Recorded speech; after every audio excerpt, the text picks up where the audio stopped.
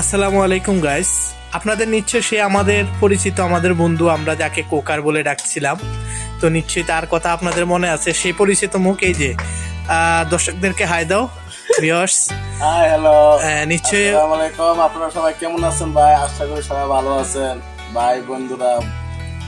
তো নাসির ভাই আগে তো ভিডিও মানে আমরা ফাঁকশক করতাম রুমের, ওই ভিডিও আপনাদের মাঝে দিতে আপনারা দেখছেন। অবশ্যই অনেক মানুষ লাইক কমেন্ট শেয়ার করছেন, আমাদের পাশে থাকছেন, দেখছেন।